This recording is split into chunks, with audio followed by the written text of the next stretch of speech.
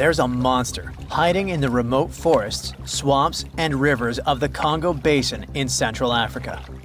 It has a long neck, looks like a dinosaur, and is the size of an elephant, or maybe a hippo at least. That's what people who claim to have seen it say. It should have gone extinct millions of years ago, but this Congo's version of the Loch Ness Monster somehow survived. This creature is the Mokele Mbembe, which means one who stops the flow of rivers, and more folks are saying they've seen it lately. European explorers first heard the stories of this creature from the people living near the Congo River in the early 1900s. A German captain even included a description of the monster in his official report from his expedition.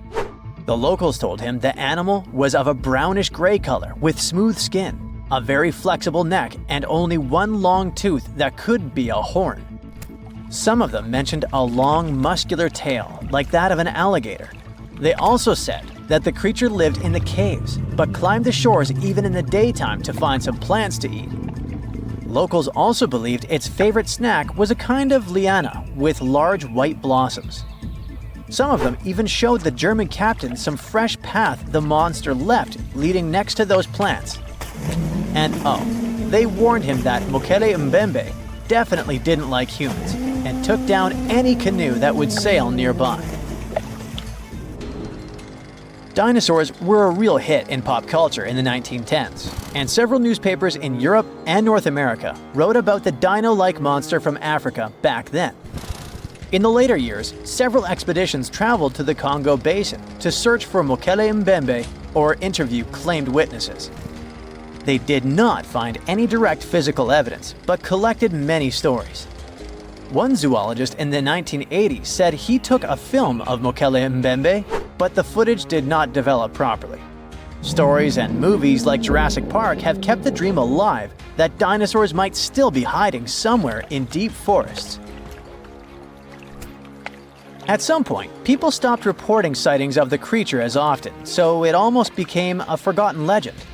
But it all changed recently, as many people claim to have witnessed the mythical monster with their own eyes.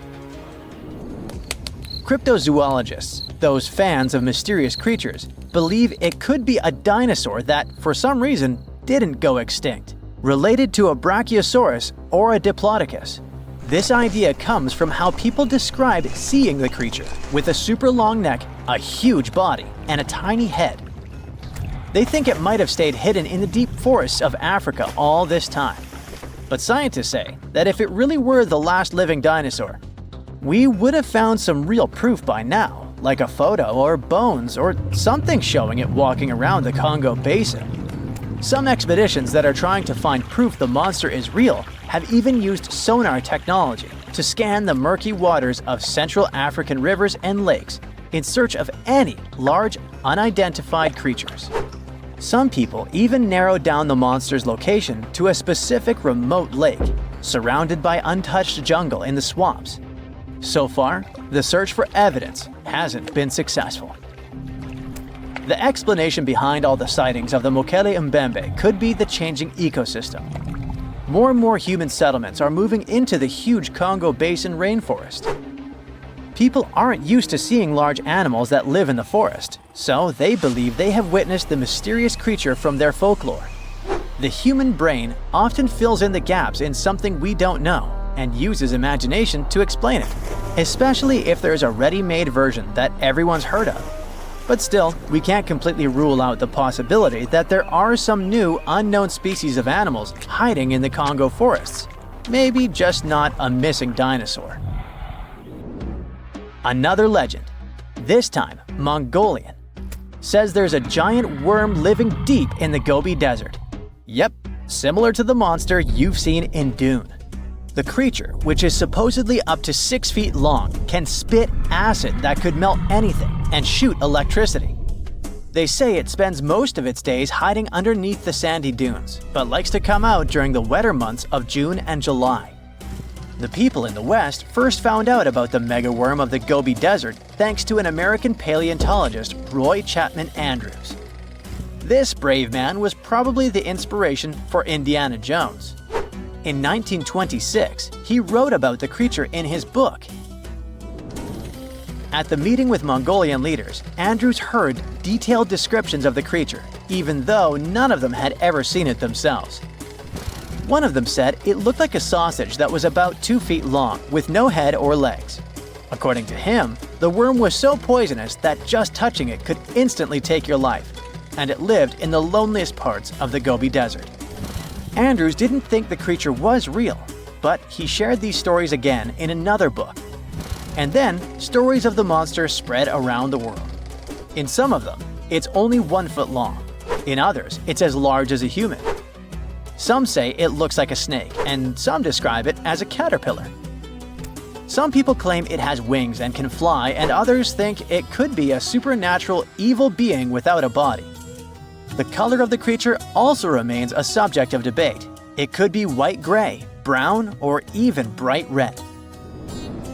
The stories of witnesses are probably so different because the creature doesn't even exist. In 1983, one scientist who was visiting the region heard that an old man had managed to finally catch the mysterious worm. He also found out there was a nest nearby and decided to risk it all and see it. But instead of a scary monster, there was a tartar sand boa inside. Luckily for the scientist, this snake is non-venomous, but it does have gray-brown scales and could match the description of the giant worm. When he showed it to the locals, supposedly all of them said it was the monster they had seen. Big expeditions from America, Britain, and New Zealand came to the Gobi Desert to try and find the creature. Many other adventurers came from all around the world on their own, but found no evidence the monster was real. But many Mongolians are sure the death worm is no fantasy. If you don't believe there's a monster in the Gobi Desert, how about one in Lake Worth in Texas? According to local folklore, there's a part human, part goat creature with scales and long clawed fingers hiding there. It all started back in July 1969, when locals claimed to have spotted this mysterious creature roaming around. The newspapers loved the story and started reporting about new sightings. One article said that the monster jumped out of a tree and landed on some guy's car. Another report claimed that the Lake Worth monster decided to throw an automobile tire at a group of people. Someone even managed to take a photo of the creature, and the newspapers published it. Locals started flocking to the lake at night, hoping to catch a glimpse of the creature, but no one could find any evidence it was real after all. The author of the monster's photograph later said it was most likely someone's prank, because the creature really wanted to be seen. Then, a reporter from the local newspaper received an anonymous letter saying that it was 3 high school students who decided to dress up and scare people. Even despite this, some cryptozoologists think it could have been an undiscovered primate species that walks on 2 legs. We don't know if the Worth monster is real, but it does one good thing and brings together the local community. Every year since 2009, they throw the Lake Worth Monster Bash. Beneath the thick, shadowy canopy of a prehistoric rainforest, a silent hunter slides into the murky river waters. This is Titanoboa. Its size is horrifying, stretching over 40 feet long, which is about the length of a school bus, and weighing as much as a small car. It reigns as the largest snake ever known. This is around 60 million years ago. It's only been 6 million years since the dinosaurs were wiped out by an uninvited asteroid. Nature is slowly returning to life, the Paleocene epoch. Titanoboa's home is lush and sweltering. The air is very humid, like in a steam room, and the rivers are teeming with fish, perfect for a predator like this. Now that the dinosaurs are gone, Titanoboa becomes the queen of hunting. It's perfectly built for both power and stealth. A strong, sturdy spine can hold the snake's massive size while staying smooth and silent. Titanoboa glides through the water like a shadow, barely visible. It doesn't chase. It doesn't need to. Titanoboa waits beneath the river's surface in darkness. A bunch of ancient lungfish meanders too close. With one surge, it lunges, its jaws snapping shut. The fish doesn't stand a chance. Titanoboa's grip is unrelenting. After the prey stops moving, the snake immediately consumes it whole. For millions of years, this snake ruled the rainforests. Nothing could challenge it, not the prehistoric crocodiles, not the small mammals, not even the birds. But, as it turns out, it wasn't the only apex predator. Alongside Titanoboa, there was this entire family of snakes, a huge biological tree full of snake genomes and species. Their history spans around 100 million years, all the way to the Cretaceous period. We find their fossils all over South America, Africa, India, and Australia. That's because they evolved in the Gondwanan continents. Back then, all of this was one huge landmass, and they lived right in the heart of it. Now, this family coexisted with all the dinosaurs. The dinosaurs ruled the world back then, and the snakes couldn't be all that dangerous. They lived in the dinosaur's shadow, adapting to survive. Some of them fed on small mammals. Others waited for the dinosaur eggs to hatch. Some were super bold and went straight for baby dinosaurs. Fossils of one species showed the remains of a little titanosaur, that giant long-necked dinosaur, inside its stomach. And when the age of dinosaurs finally ended in a fiery cataclysm, it was time for these snakes to celebrate. After the asteroid disaster, the world entered a new era of heat and humidity. The warmer the climate, the easier it is for cold reptiles to thrive. Snakes, including Titanoboa, grew larger than ever, but so did the members of this family. All the snakes spread across continents, growing larger and scarier by the century. And eventually, Titanoboa stopped being the only ruler of jungles. Fast forward to about 47 million years ago. Now it's the Middle Eocene epoch, the tropical lowlands of what today is Western India. A lush, swampy place, full of rivers and pools. The earth was warmer, with turtles and crocodile-like creatures basking in the sun. And there evolved the largest and most fearsome predator of them all, Vasuki indicus. Even the name feels important. Vasuki, the serpent king of Hindu mythology, a colossal snake that's coiled around the neck of Lord Shiva, strong and loyal. And the indicus part is because the snake's fossils were discovered in India. Vasuki surpassed Titanoboa and grew to a jaw-dropping length of 50 feet, like a 4-story building. It also weighed as much as a small elephant. Unlike Titanoboa, who preferred to hunt in the rivers, Vasuki mostly hunted on land, though it still could venture into the water when needed. It prowled the marshy ground with quiet, calculated movements, blending with the dense undergrowth. Vasuki also ate crocodiles, massive turtles, and even early whales in local water pools. No one stood a chance. It had immense muscles and squeezed with unimaginable force. But the snake's jaws were much scarier. Unlike Titanoboa and today's pythons, Vasuki couldn't swallow massive prey whole. Instead, it ate them alive with its teeth, just like this. Fast and absolutely brutal, it was an apex predator of its time. And don't forget that we're not talking about one Titanoboa or one Vasuki. These snakes were part of entire populations. In the Paleocene, rivers were full of various Titanoboas. Some were younger, smaller ones, fighting for survival, while the oldest and largest ones dominated the waterways, in the same way as generations of Vasuki indicus competed with each other for thousands of years. Through the years, many siblings of this family got themselves a region to rule over. For example, alongside Vasuki, this big guy was thriving in northern Africa, in what is today's Egypt. Back then, this land was full of water and swamps. Before we learn more about other snakes, this one was considered the largest, about 36 feet long. That's still bigger than today's most powerful snakes, like the green anaconda. But then, we reached the Pleistocene epoch, from about 2.5 million years ago to only 11,000 years ago.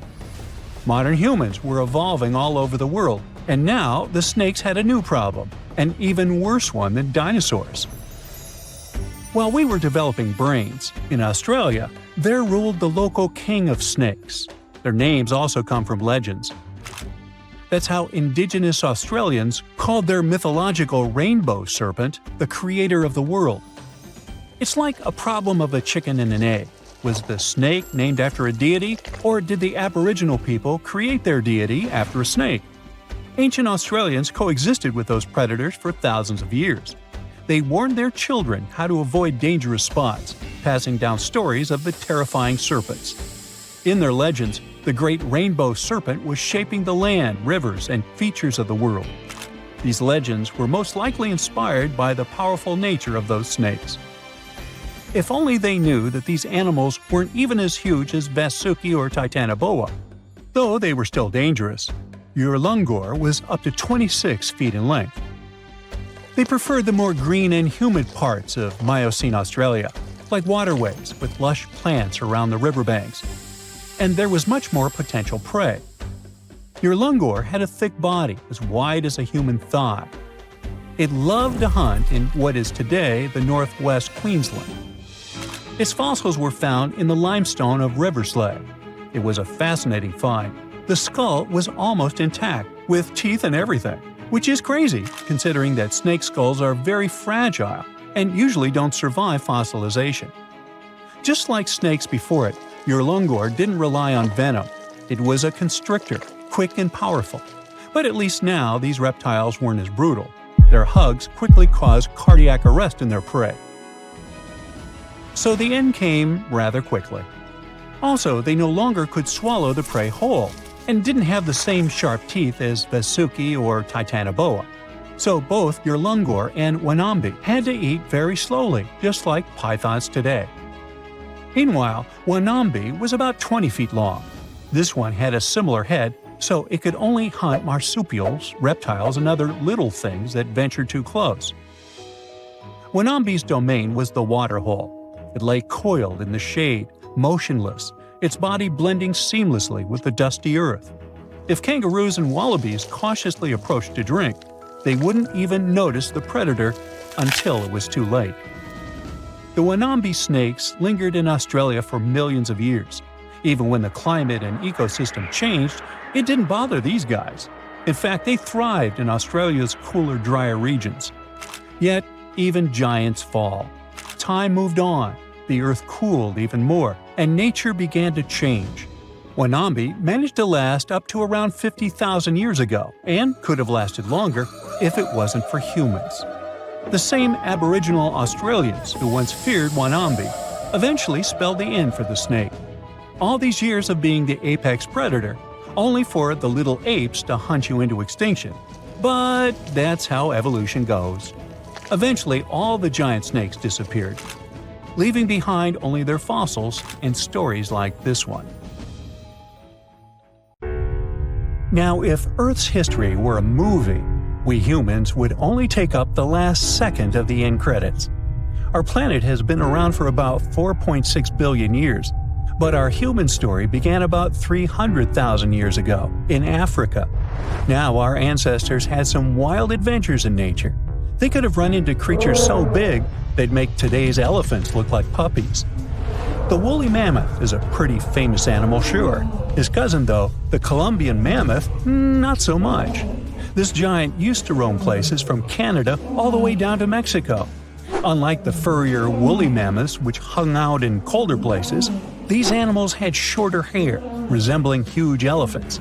They also had incredibly large tusks, like 12 feet worth of spiraling, sturdy tusks. And they weren't just for show, they came in handy when facing predators. That includes our ancestors. If you think about sloths these days, you're picturing these adorably slow creatures. They couldn't possibly be in your list of most dangerous animals. Well, their grandparents might have. For starters, we call them ground sloths, and they vary a lot in size. Some were as big as rhinos, and others, like the Megatherium, were as colossal as elephants. Imagine seeing a 20-foot-long sloth which doesn't mind chewing on some meat every now and then, at least in theory. Ever heard of Bigfoot? Well, our next animal kind of looks like him, but is a distant cousin to orangutans. Meet Gigantopithecus, the largest primate to ever call our planet its home. Standing tall at 10 feet and weighing more than 600 pounds, these animals were amazing to look at in real life. Unlike Bigfoot, they weren't constantly hiding. In fact, it's believed they were peaceful and gentle creatures. Sadly, they faded away about 100,000 years ago, mainly because their food sources slowly became unavailable. Those lush, fruity forests they called home eventually turned into dry grasslands. Next on our list is the cave hyena. Weighing a chunky 250 pounds and standing 3 feet tall, these beasts were as long as a grown-up lying down. What's even more interesting about these creatures is that they loved hanging out in groups.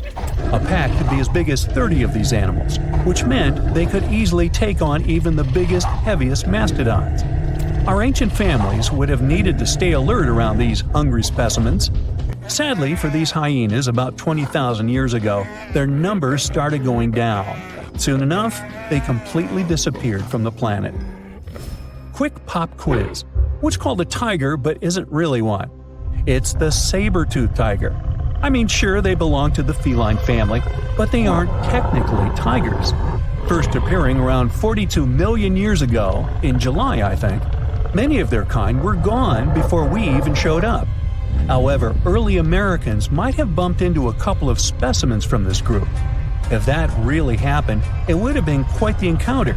Think of the biggest wild lion today or the hefty Siberian tiger. These big cats also had some incredible features hidden in their fur. They were good at sneaking around, hiding, and pouncing on mammoths bigger than themselves. Their bite wasn't that strong, but they could open their jaws wide, like twice as much as a lion. And although their teeth were a bit on the weak side, they had buff forearms to pin down their dinner, giving those big fangs a purpose. Not the kind of kitty you'd want to play with. Dire wolves made their debut about 250,000 years ago. They were like the gray wolves we know today, but a lot stronger. While wolves these days stretch out to about 6 feet and tip the scales at 170 pounds max, dire wolves were about 5 feet and about 150 pounds. Found all over North and South America, they had admirable jaws, biting nearly a third harder than their modern counterparts. Also, their favorite snack was horses. But just like many other majestic beasts of the past, they faded away around 10,000 years ago. Now, names can be deceiving. Take the American lion, for example. It's not really a lion, it's more of a panther's big cousin. The other part of the name is correct, though. They did live in America about 330,000 years ago. This feline was no lap cat either.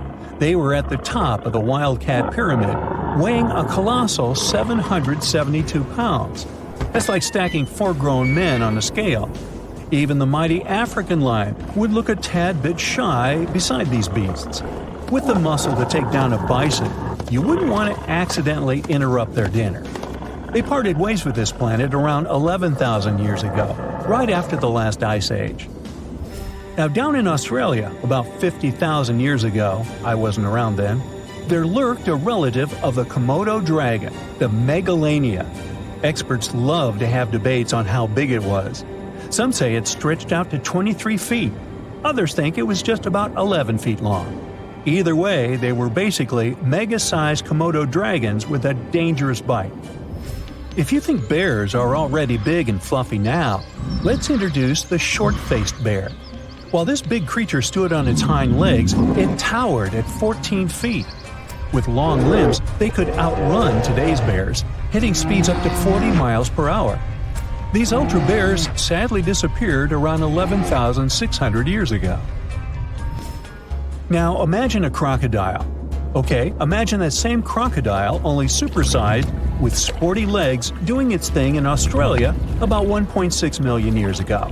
Well, say hello to the quincana. These crocs were extremely large, reaching 23 feet. And no, they weren't lazy river loungers. These creatures really loved spending time on land. They evolved to have strong legs for their chases and razor-sharp teeth designed for slicing, not gripping. When did we stop sharing beaches with them? About 40,000 years ago. The name elephant bird might not sound familiar, but try to picture a bird that stood tall as high as a basketball hoop at 10 feet and weighed as much as a small car, 1,500 pounds. Their eggs were equally huge, like 150 chicken eggs bundled up into one. Now, as amazing as these birds sound, there's a lot we still don't know about them. They're hard to study, as most extinct animals are. Still, some recent studies have given us some clues.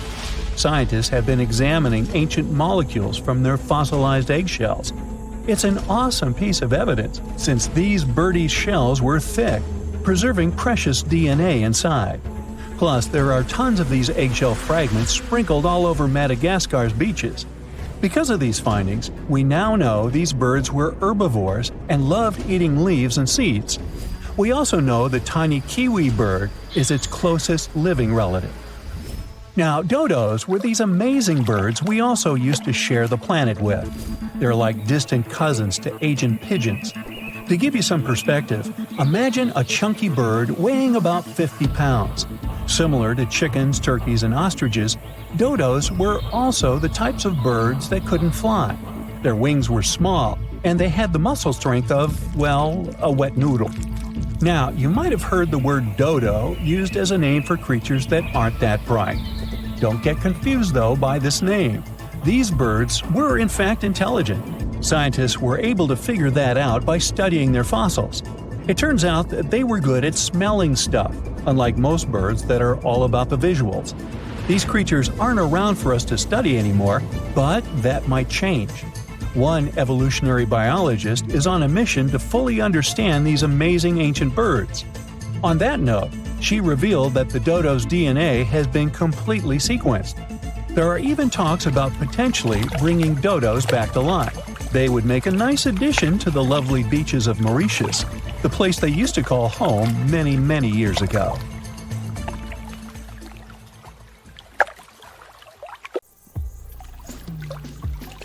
Now, of course you know that the Amazon River is famous for its piranhas, bull sharks, and other creatures you don't want to meet.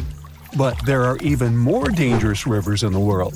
The deepest of them, the Congo, goes so far down in some sections that even light can't reach there. It's the only major river that crosses the equator twice and carries enough water to fill more than 13 Olympic-sized swimming pools into the Atlantic Ocean every second. Wow!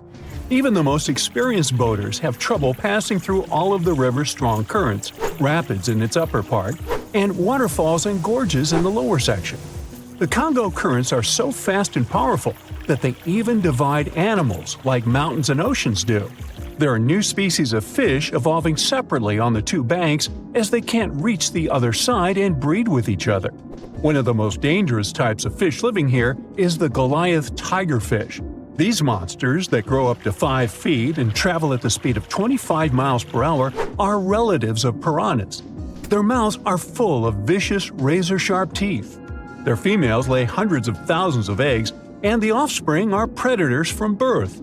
You have a good reason to fear the Goliath tigerfish, as they're the only freshwater fish in Africa that have attacked crocodiles and even humans. Okay, not swimming there. There are dense jungles and more hungry wildlife, including snakes and some aggressive hippos, all along the river. Still, it's used as a water highway in Central Africa, so barges traveling on it for weeks are often crowded with up to 2,000 people and capsize every now and then.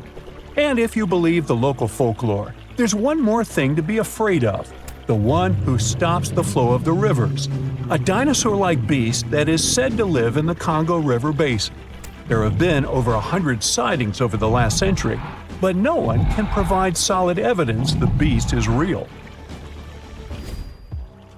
At the turn of the 21st century, there was a series of terrible, mysterious stories on the Kali River in Asia. Something described as a mud-colored water pig would drag swimmers underwater in front of terrified eyewitnesses. British biologist Jeremy Wade stepped up to crack the case. He noticed that all the scary incidents were happening in one specific spot, stretching about 4 miles. Villagers told him this creature was growing big and bad from all the food it got. Wade examined the water with a depth sounder and thought it could have been a whirlpool. Then the monster dragged a domestic water buffalo into the water. The buffaloes are big and heavy, so the creature that attacked it would have to be super strong. Saltwater crocodiles don't go so far inland, and the most common local species of crocodiles don't live in cold waters. There were no bull sharks in the area either. Finally, Wade spotted several goonch catfish underwater. Some of them were human-sized. They couldn't capture these monsters with a regular fishing rod, but a special ceremonial construction did the job. The largest fish was 6 feet 7 inches long and 3 times the weight of an average gaunch. It was large enough to take down a human or a large animal, but Wade mentioned there could be even bigger ones living in the Kali River.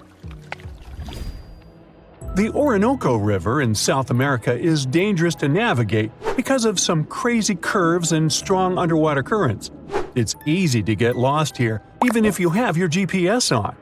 There are sudden waterfalls all along, and you must be prepared to handle those to survive. The river is the only home to a rare Orinoco crocodile and has some pretty scary-looking vampire fish swimming around. This payara fish has sharp, spiky daggers that line their gums and 2 elongated fangs that rise from their lower jaws. Could probably use an orthodontist and some braces, you think? It's a ferocious hunter constantly looking for the next victim, which is going to be a medium or large-sized fish. If a human catches a payara, it will defend itself, leaving cuts, nips, and bites, but there are no known cases of this cutie taking a human life. Well, that's good. The Yellow River in China received its name after its color, but it wasn't always this yellow.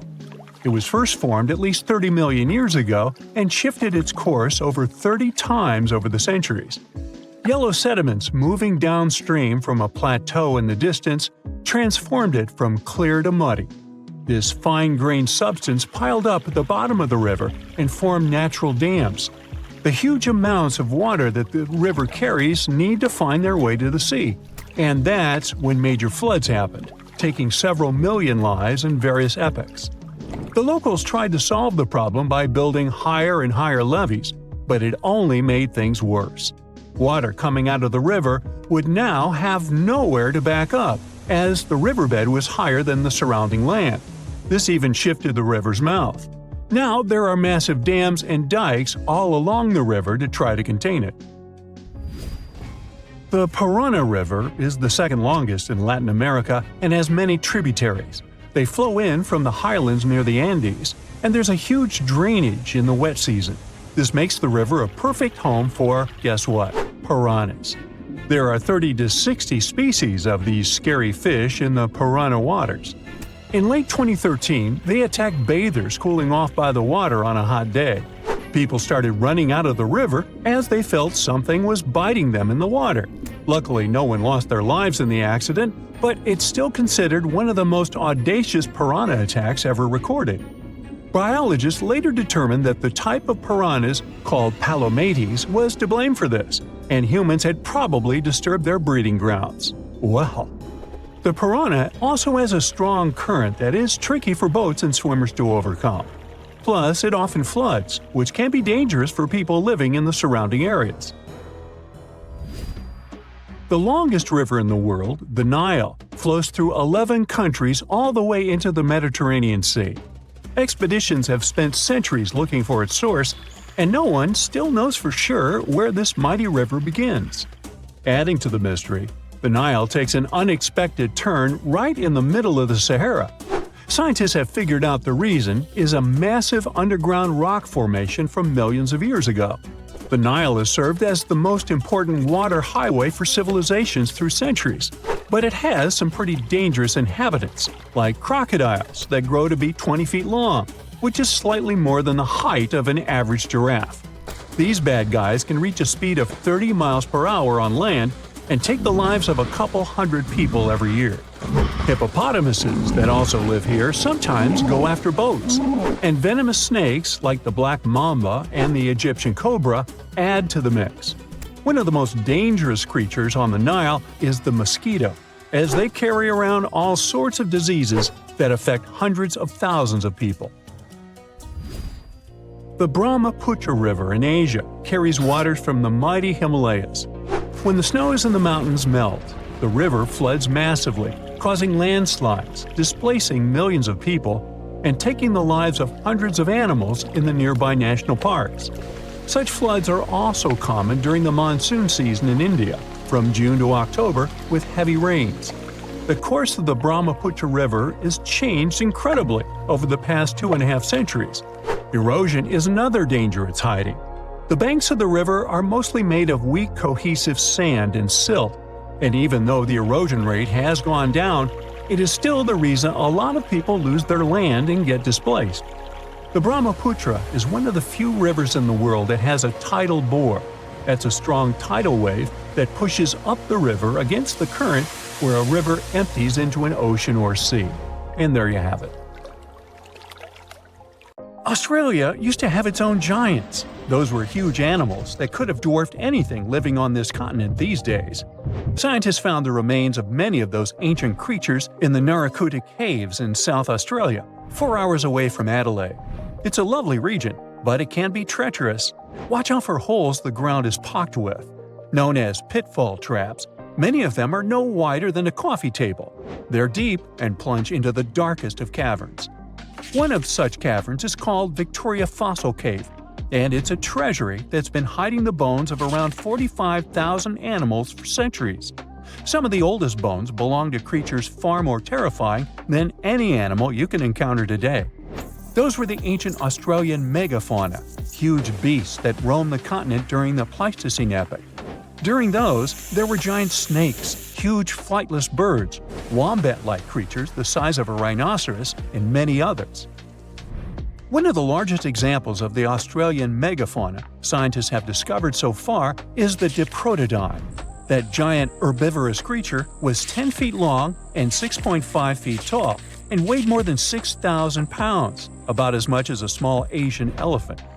Even though this terrifying beast didn't eat meat, it could have smashed other animals with its sheer weight.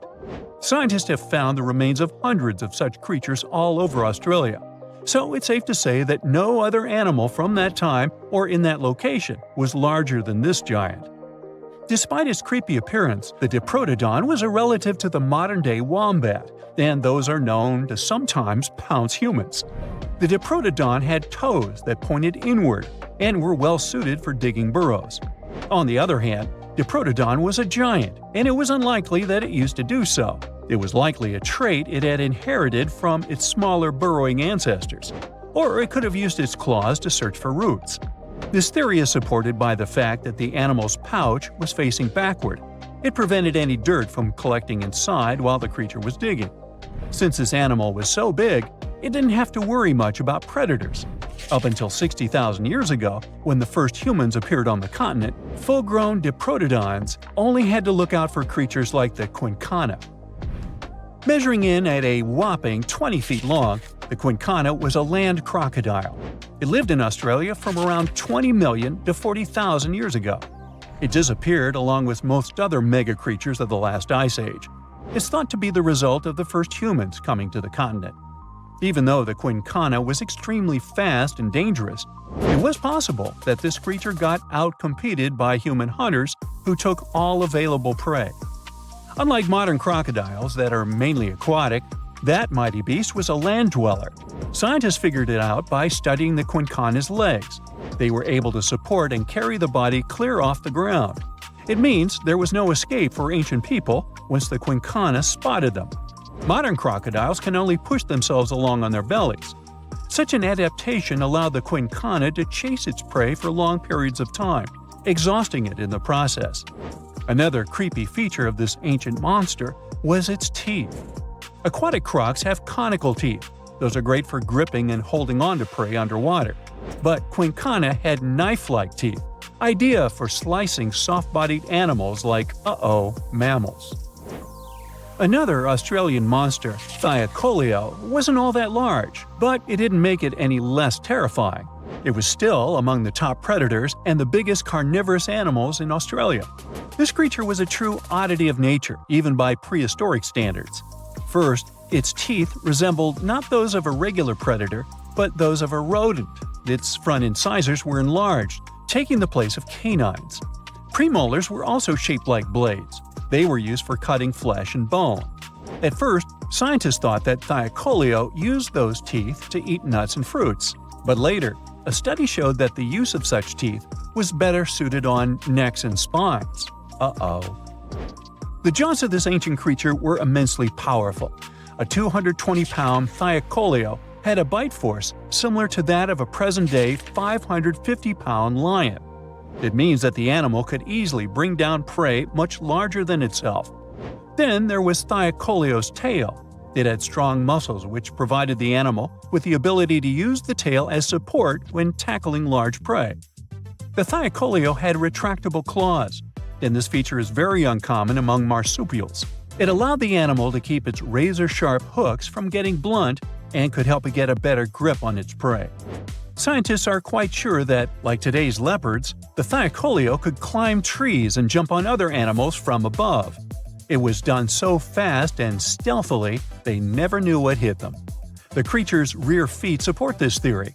The first toe there was reduced, but the foot had a rough pad like what modern-day possums have. It allowed them to have a better grip while climbing. Right after scientists found the first skull of the Meliolania, this animal was classified as a lizard. That's why its name translates to small groomer. But after they discovered more complete fossils, it turned out that the Meliolania was a giant turtle. But that's not all. It was one of the largest land turtles to ever have existed. The main reason researchers initially believed the creature to be a lizard was the fact that its skull was adorned with a series of spikes. It's something the modern-day horned lizard can boast. But even after discovering the true nature of the Meliolania, scientists still don't know how to properly catalog it. It might have been a creature that folded its neck under its spine, or it could have folded it to the side. Beside those defensive mechanisms on its head, the Meliolania was also equipped with a spiked tail, which was probably used to prevent predators from attacking the animal from behind. Most species of the Meliolania disappeared around 2,000 to 3,000 years ago because of humans who hunted them to extinction in both Australia and on the surrounding islands. It took around 2 centuries for these turtles to go extinct in that region of the globe. The Megalania was a giant Australian lizard that existed at the end of the Pleistocene epoch. It looked like a Komodo dragon and the Australian monitor lizard, which are both believed to be Megalania's closest living relatives. Fossils tell us that the ancient animal was anywhere from 15 to 26 feet in length. Ow! The youngest fossil remains of this ancient Australian monitor lizard date back to about 50,000 years ago.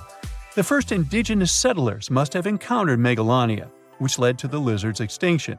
Originally, scientists thought that the Megalania was the only member of the genus Megalania, but these days it belongs to the genus Varanus, which means that the prehistoric creature is closely related to other Australian monitor lizards.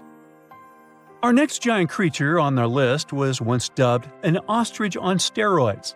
I mean, look at it. It was the last of the thunderbirds to go extinct in Australia. The Genyorus lived on the continent at the same time as early humans. They might have coexisted for 15,000 years or so before the huge bird eventually disappeared. This theory has some proof. The bird's fossils found along with human artifacts.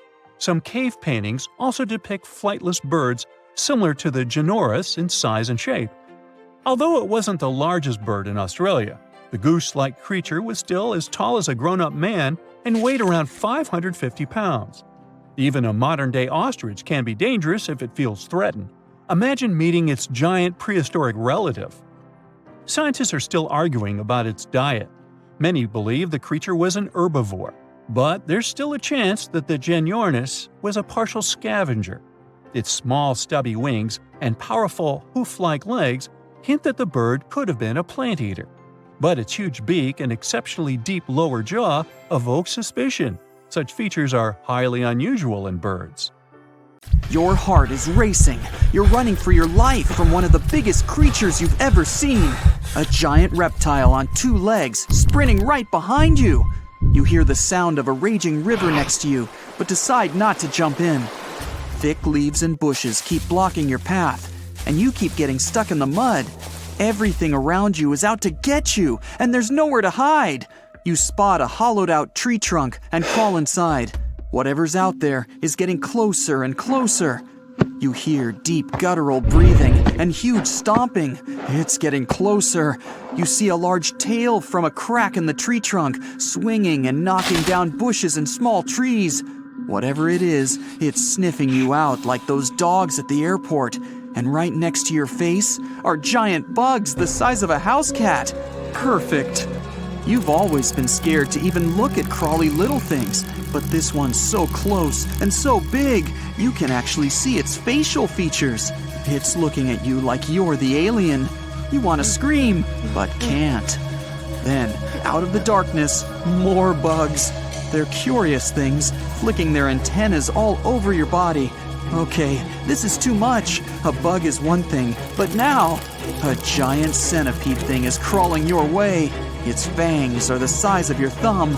You dart out of the tree trunk and come face to face with a giant monster.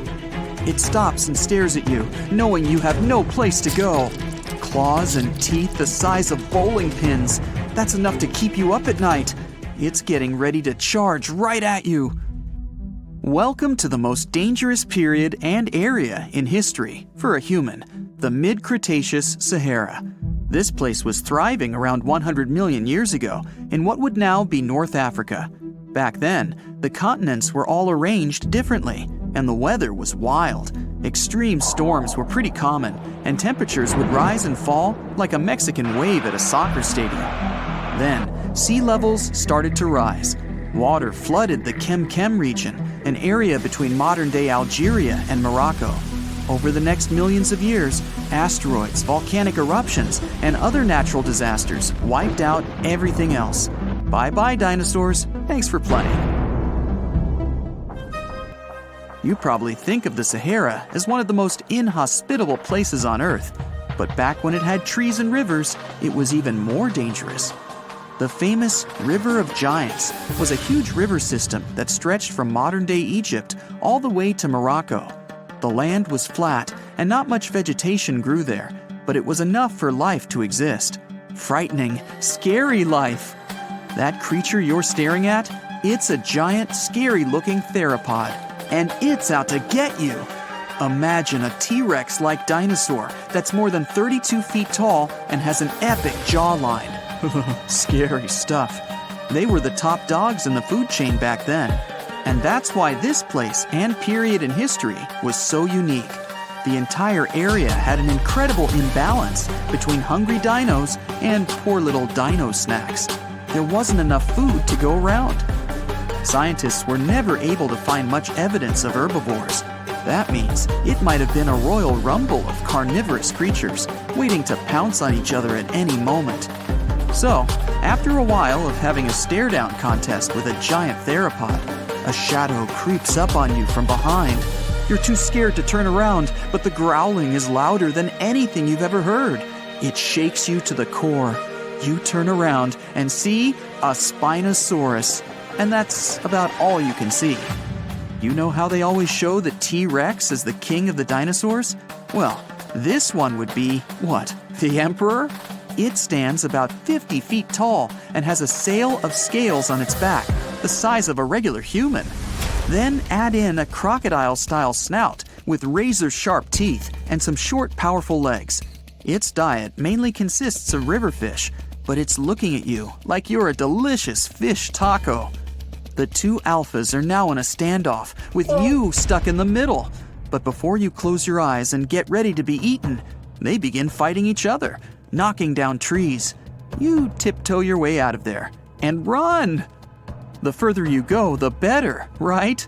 Wrong. Not here, because everywhere you go, there's going to be something dangerous. During this period, there was danger in the sky, in the water, and on land. There were small mammals scurrying around here and there, but they mostly stayed in the shadows to avoid danger. After 5 minutes of running as fast as humanly possible, you make it out of the forest and onto an open plain. Bad move. Now there's nowhere to hide. Suddenly, you hear another shriek. You look behind you. Nothing. It's just short grass everywhere. Then you tilt your head up to the sky and see what looks like a giant bird. Only these are technically flying crocodiles. There were plenty of huge pterosaurs that ruled the skies. Alanqua saharica was a flying reptile that may have eaten fish in the river. Those fish must have been tasty. It had a huge wingspan and long, slender jaws. Oh, and it was the size of a small bus. This one found you and is racing down to catch you. You run for your life, again. And this time, there's no place to hide.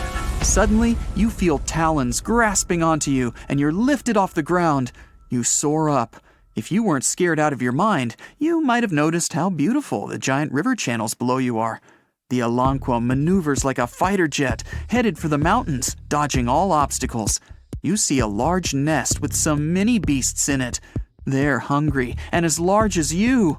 Not a great combination. You try to break free, but it's impossible.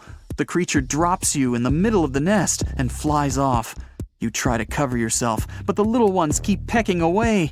It's only a matter of time before it's too late. You look down below you and see the river. You can't tell how deep it is, but it's got a really strong current. You're out of options. You dive into the raging river and get dragged along with the current. Safe for now-ish. Imagine it's 2021. You're walking along one of the hottest and driest places on Earth, the middle of the Sahara Desert, only to find fossils of oversized fish. They ranged from bite size to bus size. Even freshwater sharks lived there. These weren't your average little fishies. Judging by their teeth, those guys meant business. You might even find a giant sea turtle swimming around. Okay, back to your wacky adventure. Luckily, you wash up on a safe sandy part of the river where you're able to relax. You drink some river water and try to find a safe place to make camp. Every noise you hear makes you jump. You sit down and try to enjoy the calmness of ancient Earth. Just when you feel you can finally catch your breath, you see a Spinosaurus walking along the river on the prowl.